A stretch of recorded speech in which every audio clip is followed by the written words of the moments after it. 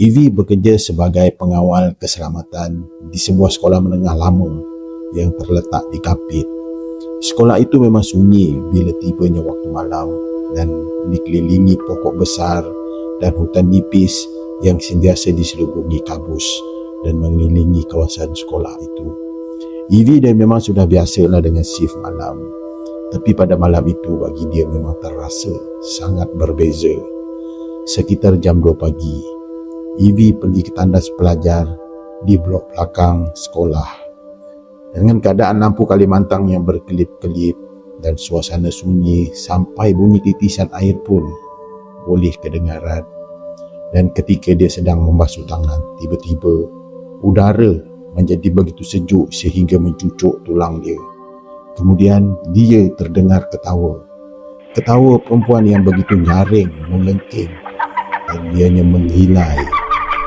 Bunyi ketawa itu datang dari atas silik tandas.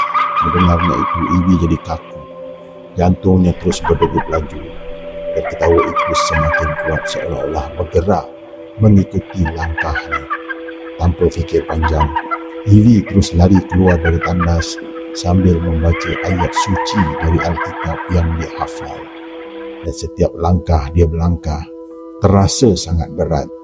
Dan ketawa itu masih ada seolah-olah betul-betul di atas kepala dia.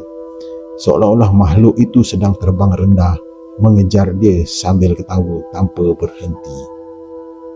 Evie terus berlari menuju ke pos kawalan dengan nafasnya tercungap-cungap.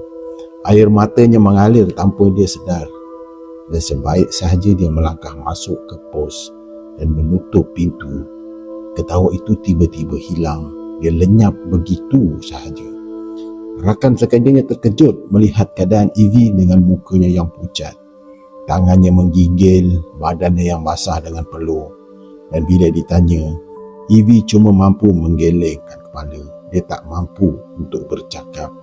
Sehinggalah keesokan harinya, barulah Evie bercerita tentang ketawa Pontianak, tentang bayang putih yang dia nampak sepintas lalu di atas bumbung, dan tentang bagaimana suara itu berhenti hanya selepas dia masuk ke kawasan pos kawalan.